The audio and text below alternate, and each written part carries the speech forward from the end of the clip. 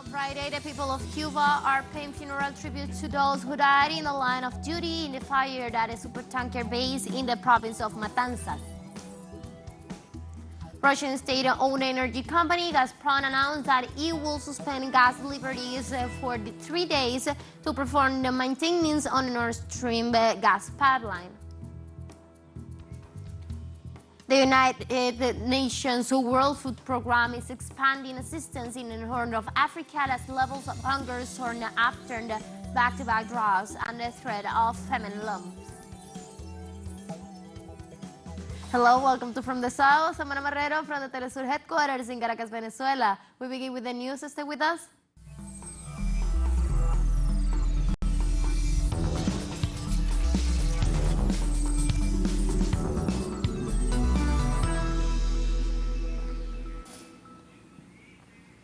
On Friday, the people of Cuba are paying funeral tribute to those who died in the line of duty in the fire at a supertanker base in the province of Matanzas. After the Cuban authorities carried out search and identification process of people who disappeared during the control and extinguishing of the fire, the people have been paying a well-deserved tribute to them since early this morning at the Firefighters Museum in the city of Matanzas. During the day of this Friday, the population continues expressing its feelings of pain and solidarity in the face of the loss of human lives. From 6 o'clock in the afternoon, the funeral procession will be transferred to the Pantheon of the Fallen for the defense in the cemetery of the city, where the burial ceremony of family chapters will take place. Cuban President Miguel Díaz-Canel honored Friday the memory of the fallen during the fire at a supertanker base. The president expressed on his Twitter account that today the people of Matanzas will be paying a heartfelt tribute to those who fell in the control and extinction of the fire at the supertanker base. We'll be there accompanying the pain of the families, which is also that of all Cuba.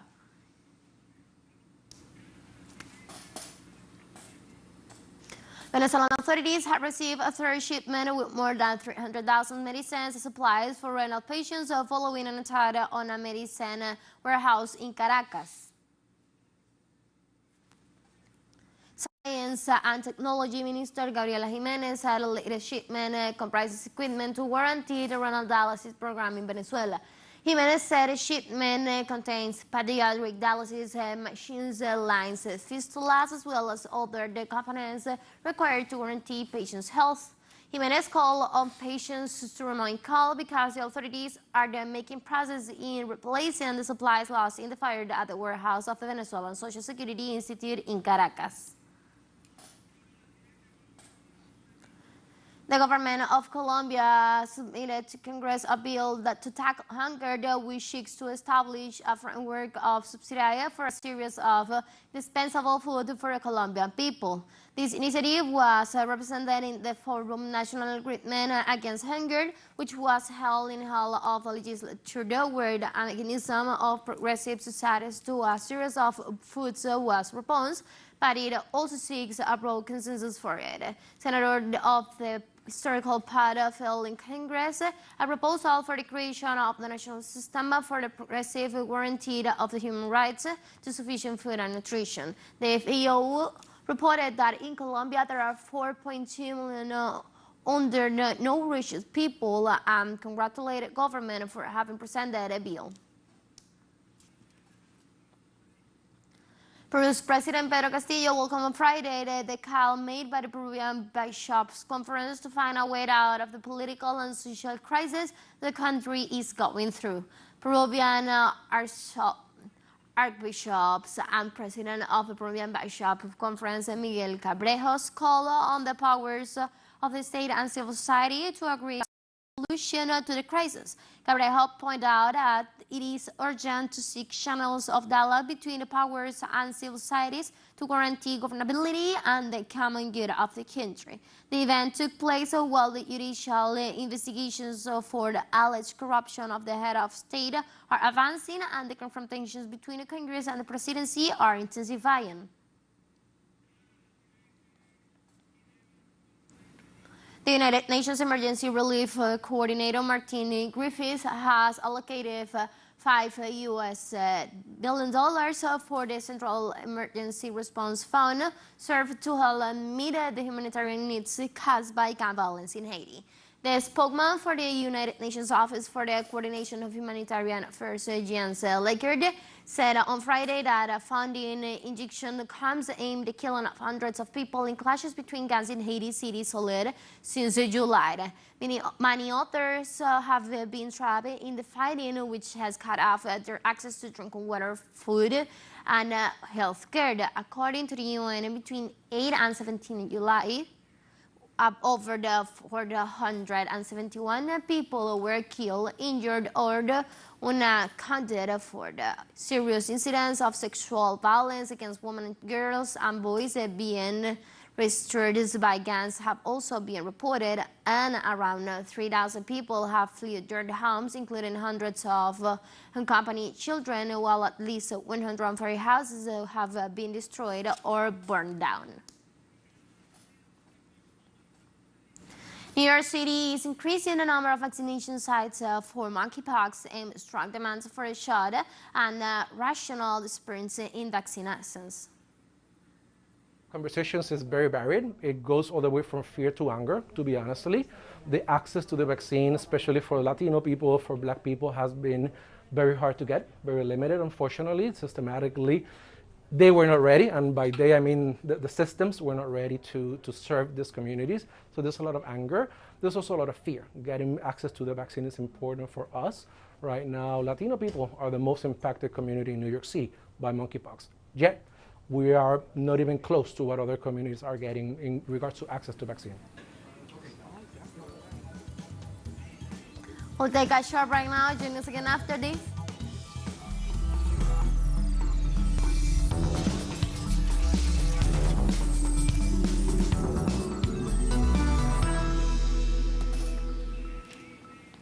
Welcome back to From the South. Russian state-owned energy company Gazprom announced that it will suspend gas deliveries for 3 days to perform maintenance on the Nord Stream gas pipeline. According to the statement, the suspension was programmed between August 31st and September 2nd due to the fact that the company, Siemens Energy, must check every 1,000 hours the only turbine that remains operative, and explained that a maintenance protocol includes the inspection of most of the system's components. After Gazprom's announcement, driven by the Western media narrative, the prices of gas in Europe rose 7% to over $2,700 per 1,000 cubic meter.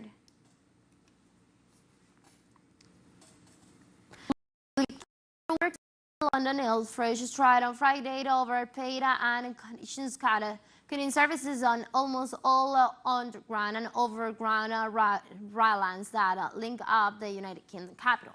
The latest demonstrations came during a summer of industrial actions across Britain, but workers in various sectors pushing for pay rises in line with decades high inflation and discerning codes of living.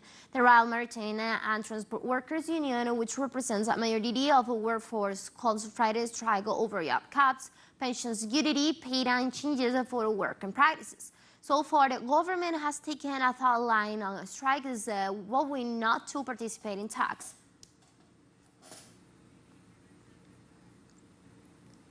In the UK, the National Health Services warned that sprawling energy prices will cause a national health emergency.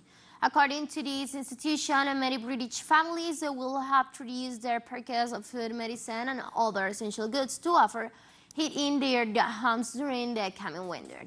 In a letter to the executive, the National Health Service warned on Friday that this trend will lead to an increase in the number of sick people and people with deteriorating health conditions across the country, as well as a manageable increase in the demand for medical consultations and local social care service.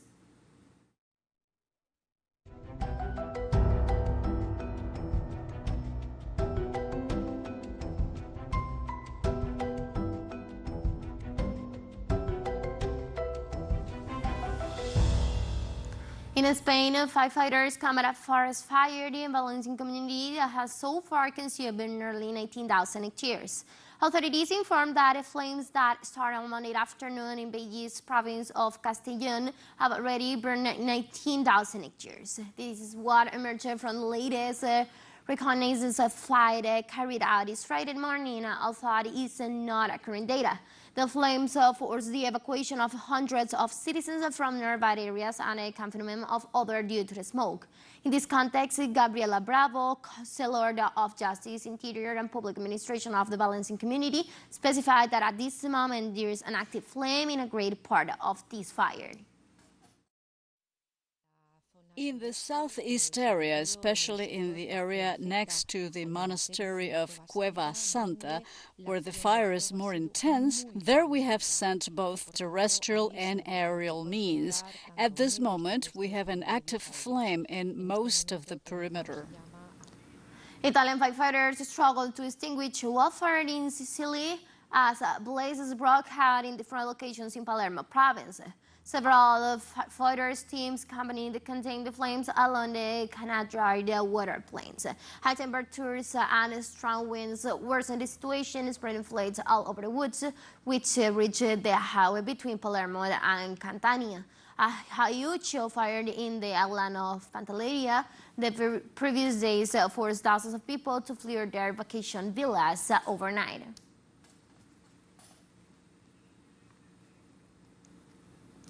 The city of Monterrey in northern Mexico is needing for water in severe drought, with local people depending on a water truck for living.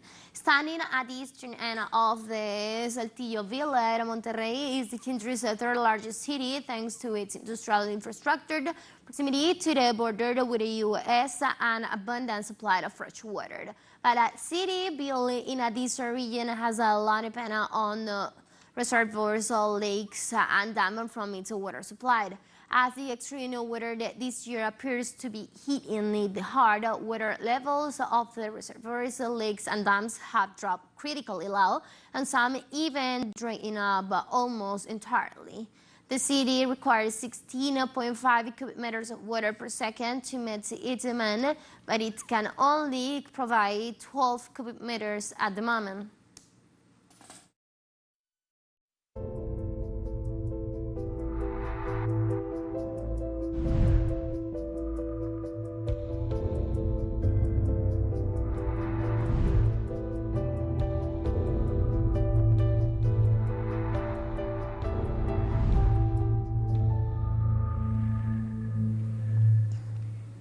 The U.S. has recorded more than 83.4 million COVID-19 cases confirmed nationwide, with a total approaching 1.4 million, according to the Center for System Science and Engineering at Johns Hopkins University. Meanwhile, more than 600 million vaccine doses have been administered across the country. COVID-19 outbreak incidence and mortality rates are higher in public transportation industry in California, the most populous state in the U.S. compared with all industries combined.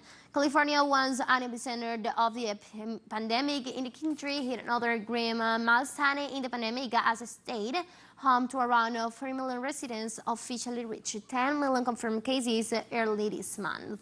The Center for Disease Control and Prevention acknowledged that the agency fell short of expectations in the handling of the COVID-19 pandemic and announces plans for extensive changes. And we have more news coming up after this financial break, so don't go away.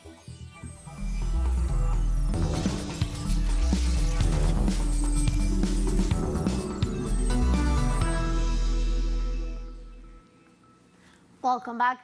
The United Nations World Food Programme is expanding assistance in Horn of Africa's levels of hunger soon after the back-to-back droughts and the threat of famine loves. The number of people at risk of starvation in the drought-ravaged Horn of Africa has increased to 22 million, the UN's World Food Programme said on Friday. According to the 8 groups, years of insufficient rainfall across Kenya, Somalia and Ethiopia have caused worse drought in 4 years and conditions related to famine in hot and heat areas. And President for the rainy season has killed millions of livestock, destroyed crops, and forced 1.1 million people from their homes in search of food and water. WFP executive director Bill basically blames climate change for the driest season that we have seen in decades, he said. Impacting the entire world, and where I stand here in the Horn of Africa is absolutely no different. We're now looking at 20 million people marching to starvation here in the Horn of Africa. In fact, where I stand in Somalia, 7 million people, and that's twice as many as it was just 6 months ago. Why? Conflict, extremist groups, coupled with the driest season that we have seen in decades. 4 or 5 rainy seasons have just disappeared. And in the past 4 decades, the driest we've ever seen it in a long, long time. The initiative being discussed in Qatar to restore the nuclear agreement with Iran calls for the lifting of sanctions on 17 Iranian banks and 150 Iranian companies. According to information obtained by regional media, the reception project involves the return of $7 billion to Iran, currently frozen in South Korea, and find the U.S. in the event of unilateral withdrawal from the agreement. Iran, for its part, should commit to suspending its nuclear program on exporting 50 million barrels of oil within 120 days. Russia's permanent representative to international organization in Vienna, Michael Ulyanov, said that the agreement to resume the party could be reached in the next few days. In Afghanistan, teenage girls have been barred from school and women are required to cover themselves head to toe in public, only their eyes showing. The latest restrictions come despite Taliban promising not to return to the strict limits of women's rights of their previous rule. The loss of women in the workforce has also come at a big cost to Afghanistan's ailing economy. While young women remain banned from the classroom, a generation are facing the prospect of being denied their rights to an education. Taliban officials have publicly insisted that it will allow teen girls back into school, but say time is needed to set up logistics for strict gender segregation to ensure an Islamic framework.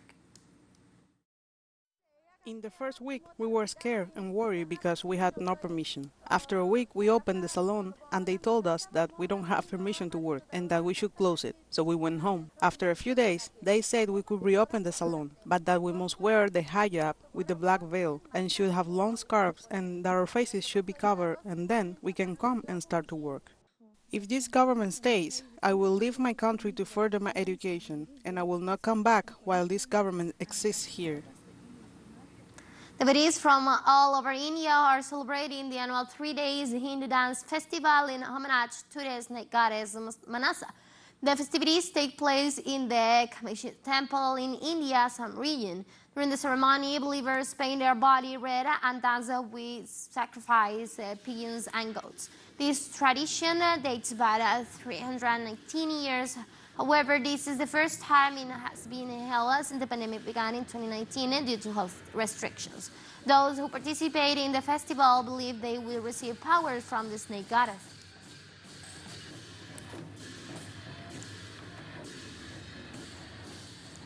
Indonesian President Joko Widodo announced that the presidents of China and Russia might attend the G20 summit to be held in Bali.